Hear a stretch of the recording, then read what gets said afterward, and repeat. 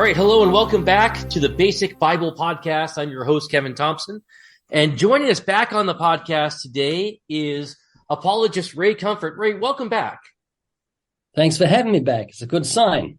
Now, I'm sure you'll never forget the last time you were on here, but we were talking about one of your other previous books, and I'm excited about the book we have today, and we're going to get to that in just a second, but I wish my webcam was working. Unfortunately, it's not. I'm going to try it again real quick here because there's something here I'd like to show you.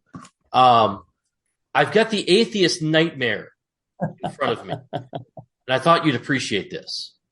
I really appreciate that. Banana's a little bit sort of past it, isn't it? Well, I was hoping you wouldn't notice that. I am not a banana eater, but I happen to be here. I'm here in my classroom at school. And this was the only one I could find. So my son is a basketball player, and so whenever we have bananas, he eats them up very quickly. Well, they're good for you. They are. All right, so let's talk about this book. I have it here in front of me. So Many Lions, and now the webcam is working. That's weird. All right, I was trying everything before this to get it working, and all of a sudden, God's providence is shining down upon us. So many lions, so few Daniels, living without compromise in a world in need of the truth. So, Ray, can you tell us a little bit? I understand this little story behind the title itself. How did you come to pick that title?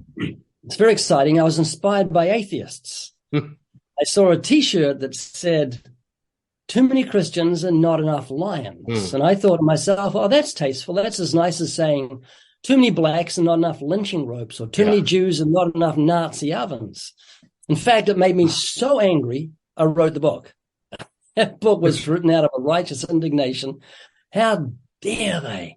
And so it's I love the title. I really do. Yeah. It inspires me that we live in a world of absolute a love of sin, and it needs Christians to stand up without compromise, fling open our windows and say, we don't care what you think. We're seeking our God and we're going to proclaim his word. Yeah. So all I can think of, and I heard that story, is there's an atheist somewhere who woke up one morning and said, you know what, I hate God and I hate Christians enough. I'm going to put this shirt on. But little did he know, just that little act God used to write a book that's going to encourage people to spread the gospel so there will be, in fact, more Christians. That's what I love about the sovereignty of God.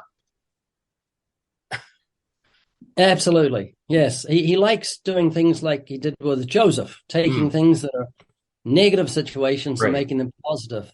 Failures and making them success. Red Seas, lions, dens, all sorts of things. Potiphar's wife, you name it, God can bring good out of it. You meant this for evil, but God meant this for good.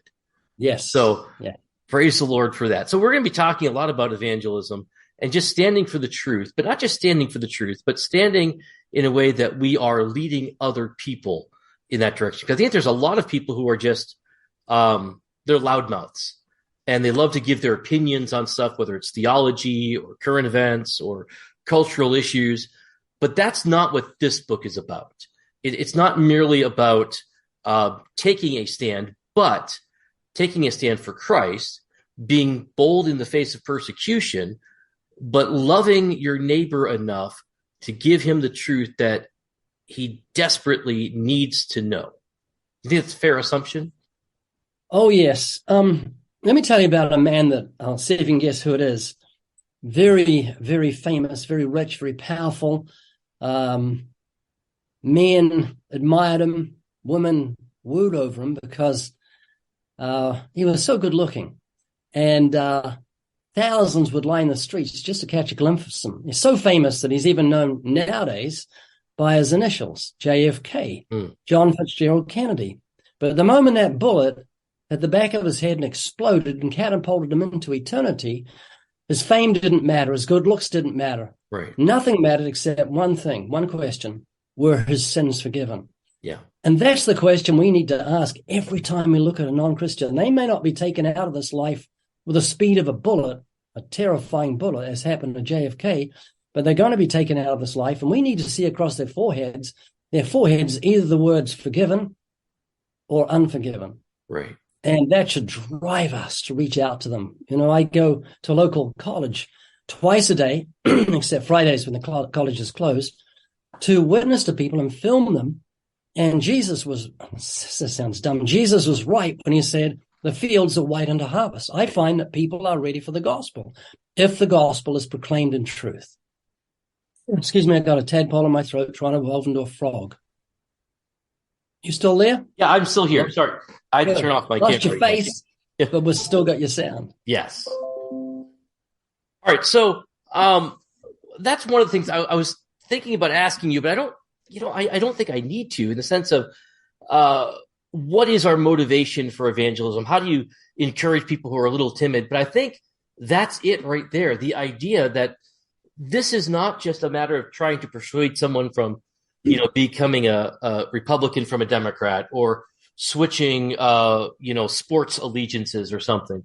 This is a matter of life and death. If, I'm not a very athletic person, but if I saw someone fall into a lake, or especially my own child or someone I love, I would be sprinting and jumping, and I'd become an incredible athlete all of a sudden, because I recognize the seriousness of the situation. When it comes to evangelism, I think we forget that it's not just a matter of me overcoming my personal anxieties or fear of rejection, but this person is going to die and spend eternity in a place called hell, where there's eternal torment, if I don't do something. I've been given the gift of the gospel, and how dare I not share that with those who need it most?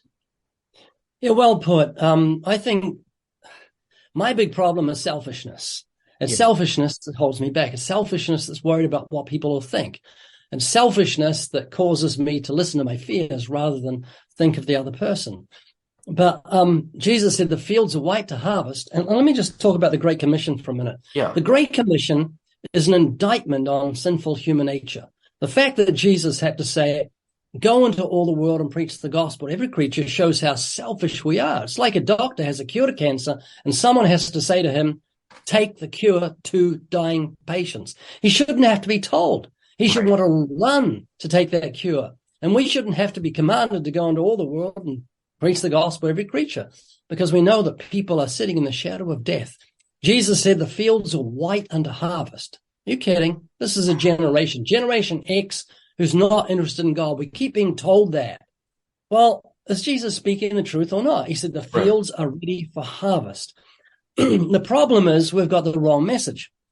I find the fields are white to harvest and people are ready for the gospel if we do it biblically. And this is what I do. I look at the scripture that says there's none that seek after God.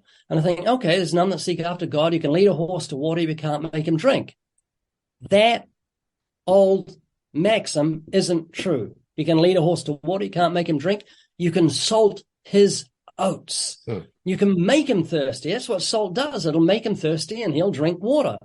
And it's exactly the same applies with the ungodly. They've gotten, this Bible says there's none that seek after God, not just this generation, but the generations before. There's none that seek after God. But we can put salt on their tongue by appealing to something that we've often forgotten, and that is this. Man is not a primate. He's not a product of evolution. He's made in the image of God, and God has put eternity on his heart. Every human being has this will to live. My dog doesn't seem to have it. Cats don't have it. Horses don't have it. But human beings are made in the image of God, and there's something in us that says, oh, I don't want to die. In fact, Hebrews 2, verse 15 says that we're haunted by the fear of death all our lifetime. I don't want to die is the heart of every unsaved person. So this is how I salt the oats. I go up to a stranger in the local college every day or hunting the beach and just say this. Would you like to do an interview on YouTube? I'm talking about the afterlife. Do you ever think about your death? They say all the time. I say, you're scared of dying? They say, oh, yeah. I say, have you ever read the Bible? No. So did you know the Bible in the Old Testament, God promised to destroy death? And the New Testament tells us how he did it. Now, what person who's sitting in the shadow of death, haunted by the fear of death, who hears God promised he'd destroy death, the New Testament tells us how he did it, isn't going to perk up their ears just a little bit? that opens the way for the gospel. And I see people who have got no desire for God, not an ounce of desire for God, in 3 or 4 minutes listening to every word I'm saying as I tell them that Jesus Christ has abolished death and brought life and immortality to light through the gospel. And when I share the cross, their eyes widen because they don't realize that Jesus was no ordinary person. I say, who's the greatest person that ever lived? And they say, I don't know, my mother. I say, no, I'm talking of someone else. I said, there's someone who split time in two. There's someone who said heaven and earth will pass away, but my words will never pass away. And 2,000 years later, his words are quoted by millions and read by millions every week. And every year, about 2/3 of the world stop working to celebrate his birthday. Who is it? And they say, oh, it's Jesus. Has he ever read his words? No. Let me share them with you. Let me share the gospel with you. And I end up praying with people, not a sinner's prayer, but end up praying with people who are open to the gospel and say, I'm going to think about this. Thank you for talking to me. I've never heard it put so clear in all my life. Why? Because I tapped in and did what Jesus did with the woman at the well. He said, if you knew who was speaking to you, you'd ask him, and he'd give you living water. Then he spoke about her adultery, the fact she had violated the commandments. That's all I'm doing, touching or tapping into the will to live, going through the commandments before I share the gospel. Right. And, I look at passages like Romans 1. We all have a knowledge of God. In one sense, there are no atheists. There are people who deny the truth, but there are no atheists in the sense that we all realize there's a God. And I think even adding on to that, we all recognize sin. And so what I appreciate about your ministry and your approach is that you're tapping in to what's already there in the human heart. There's already a knowledge of sin. There's already knowledge of a God. And you're kind of just putting 2 and 2 together for people and helping them see what the right answer is. And I think that's a key for understanding for people who are, again, timid, not who maybe have a little bit of fear in this, that I'm going to approach someone who's completely against what I'm saying. That's true. Men are hostile toward the gospel, but we all have that guilt and conscience within us that God has placed there, that we can, as you said, whet people's taste for the gospel. Yeah, and everything we've learned in life, everything we've become proficient at, started off with us stumbling. We started crawling before we walked. We started falling off before we learned to ride a bike, or jerking a car when we began to drive it. And it's the same with evangelism. Let me be open and honest here. I don't like evangelism. I so agree with Charles Spurgeon when he said it's an irksome task. It's annoying. Every day I've got this burden on my shoulders. I've got to speak to the lost. It'd be so easy for me to live a life of self-indulgence and just watch old black and white movies on TV all day and just eat. But I can't just live a life of self-indulgence because my conscience won't let me. The other night, I was reading Psalms and I began to weep. And the reason I began to weep was about 60 years ago when I was 13. I remember being given a Gideon Bible at school, little green Gideon Bible. I took it home. I didn't hollow out the middle as one of my friends did and put marijuana in it. I began to read it. I read the book of Psalms. I wasn't a Christian. I didn't know there was a way of salvation. I wasn't born again until about 9 years later.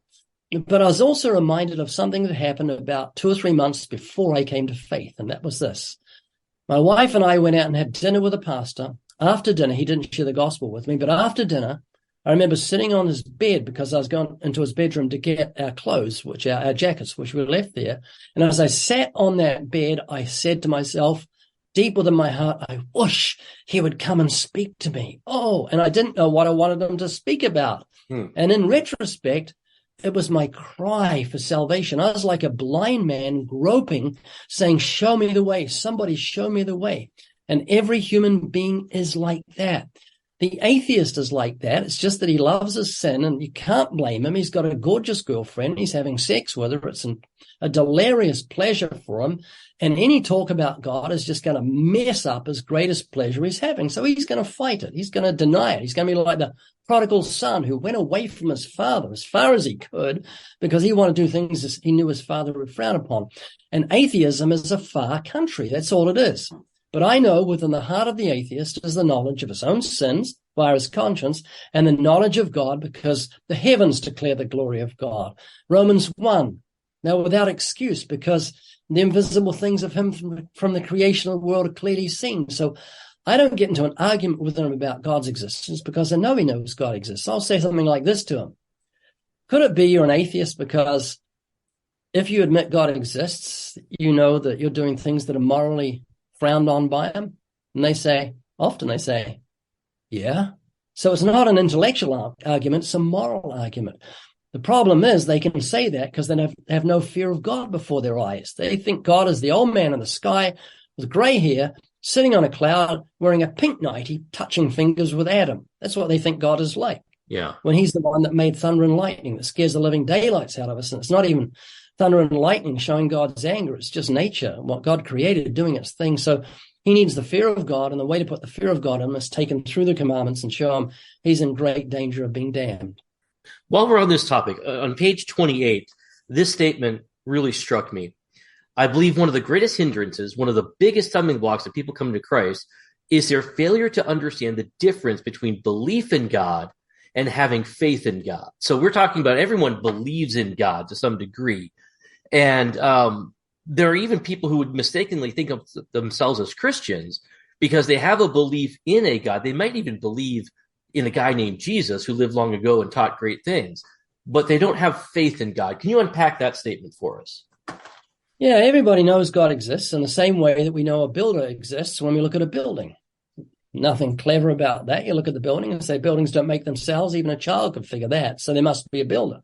Same with paintings. Every painting had a painter. Even if he died 300 years ago, there was a painter because the painting exists. And creation is evidence of God's creative hand. Flowers, birds, trees, the sun, moon, the stars, seasons, fruits, male and female in every species, the marvel of the eye, the incredible miracle of birth. All these things show us the genius of God's creative hand because of the order that's in creation from the atom through the universe. God has given light to every man. So everyone knows God exists. So when we talk about faith in God, we're not talking about just shutting your eyes and believing without evidence. We have the evidence. When the Bible speaks of faith in God, it's the sort of faith that you have in your wife. We live by faith. If you say to your boss, I don't have faith in you, you're going to lose your job. Say to your wife, I don't have faith in you, you probably sleep on the couch. It may even be the end of your marriage. We have faith in pilots. We have faith in taxi drivers. We trust our lives as surgeons. We exercise faith all around us, and that's the sort of faith, trusting in the integrity of God, that we speak of. And that's the sort of faith where the Bible says without faith, it's impossible to please him. Can't please your boss, can't please your wife, won't please your friends if you don't have faith in them.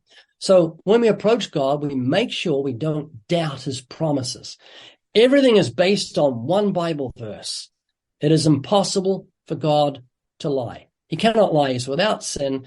Therefore, we totally trust every word he says. And that's the beginning of the Christian walk. When you have faith in God, trust in Jesus, that's when God begins to manifest himself to you and you pass from death to life. Right. So again, the book is titled So Many Lions, So Few Daniels, Living Without Compromise in a World in Need of Truth. And this is a fascinating book because, like your other book as well, you include real-life examples. You, at the end of each chapter, you have witnessing encounters that you've been through. And that kind of helps us see some of this in a practical sense and gives us a few tips and pointers. I love the index as well. You kind of give a whole bunch of just little one-sentence statements that are quite thought-provoking. But before we go, because we're running out of time, there's been a question I've been wanting to ask you. And it's something I've struggled with, and I'm certain you must have. I mean, you're known as the apologist. You're the evangelist. You go and you talk to whoever you can about the gospel. And I've tried to incorporate that in my life. In fact, just the other day I was at a Chick-fil-A, and it was fascinating because I was able to encounter a group of Mormon missionaries, and on the other side of the dining hall there was a group of atheists who were literally cursing God. I had a chance to sit down and talk with them a little bit and share the gospel. But I can't say I'm always successful in that. In fact, there's a memory that I've got that kind of haunts me even to this day. I was sitting in a Panera Bread, and I was working actually on a seminary degree. I was working on a particular paper about Richard Dawkins' book, God is Not Great. And I'm refuting it.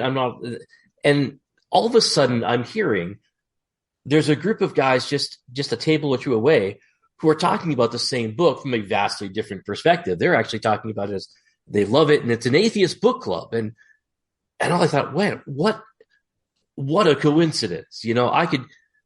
But I did nothing. I could have had the opportunity to walk over there and say, hey, listen, guys, I have this book too. Let's talk about it. And I didn't. And that kind of haunts me to this day. And I'm sure there's situations you've been in where you could have shared the gospel, but you didn't. So how do you handle that now? How do you, and I don't want to say assuage the guilt, because, we can obviously repent of that sin. But knowing the reality of the situations, how do you deal with failure in terms of evangelism? Well, I think failure is just not talking to someone. You can talk to someone and fluff it. That's not a failure because you're faithful. But one thing that's challenged me, and I don't hear God's voice, but in one sense I do. And let me explain what I mean by that. I've got an electric bike, and I absolutely love it. I used to pedal against the wind and hated it. And now I can pedal when I want to. It's like I've got free will to do what I want when I want. I can zoom or I can pedal. And I love it. And I've gone past people at 20 miles an hour that I should have spoken to. And I've done it a number of times, and the same thing happens every time. I'll get like 100 yards past them, and I'll hear this voice. It's like an echo deep within my mind, and it says, there was a time when I could trust you to be faithful. Oh, it's like a stab in my heart. And so I always just turn around and go back, and it's humbling to go back and say to someone, I just passed you and I came back because I felt I should talk to you. But it always works out great. So we all have those fears where we just don't want to talk to someone. Suddenly Zacchaeus looks like Goliath. And that's because, let me share an incident. I was driving my car and I saw in front of me, probably about 150 yards in front of me, a dead dog right in the middle of the road. And as I approached it, I could see what sort of dog it was. It was a German Shepherd. I could see its ears sticking up and its sad tail and the mess of its body. And I just about threw up. And as I got up to it, I glanced at it, and it was just an old jacket that had fallen off someone's bike, I suppose, and was lying in the middle of the road. But the point is, I've got a fertile imagination. It just went crazy and went in a negative mode. And I do that exactly when I see someone I want to witness to. Suddenly, I don't see Zacchaeus. I see Goliath. My imagination goes. I said, look at the size of his hands. He can't wait to get them around a Christian's throat. You can see his jaw. He hates Christians. Look at his mouth. And I've gone up to these grizzly bears and found out they're teddy bears that say things like, boy, I was just thinking about this last night. Thank you for talking to me, and stuff like that. So we all have our fears, and I'm never fearful to talk to atheists because of this one thing. There's one question I always ask atheists when they say I'm an atheist. I say, well, answer me this. Do you really believe the scientific impossibility that nothing created everything? Because that's where an atheist defaults to. Not that there was nothing in the beginning, but nothing was the force that gave us flowers and birds and trees, the sun, the moon, the stars, the seasons, all these things that surround us. It was nothing that created. Do you really believe that that scientific impossibility? And probably 90% of the time they're saying, no, I don't. So I don't want to put words in your mouth, but would it be true that you believe there was some sort of creative force, but it just wasn't the God of the Bible? They say, yeah, that's it. So let's see why you don't want it to be God of the Bible.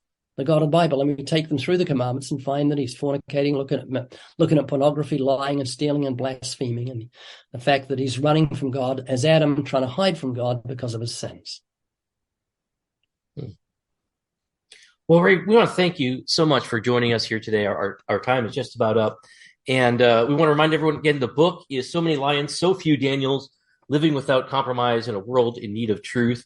And we'll have links where you can purchase that. The book will be coming out very soon, out in March. And I know that's available for pre-order now. And we want you to go ahead and do that. And check out Living Waters. We'll have a link there. And Ray, you've got just a wealth of materials there, much of it for free.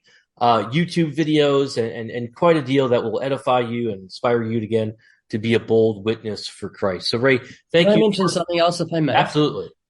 If you go to livingwaters.com/London, we're giving away 500,000 free books and 5 million free tracts, and we pay the shipping for the books and the tracts. Costs you nothing. livingwaters.com/London. Yes, and that's right before Prince Charles's or King Charles's coronation now. And by the Yes, way, nearly 3,000 Christians have signed up to go to London. praise Nearly the Lord. 3,000, which is so wonderful. And I'll say my students have benefited from your generosity in putting some of these materials out for free. My students will read your books. I force them to, but they enjoy it anyway. So again, thank you. Thank all of you for listening. And don't forget to check us out on all the social medias and our website at basicbiblepodcast.org. So until next week, have a great rest of your week.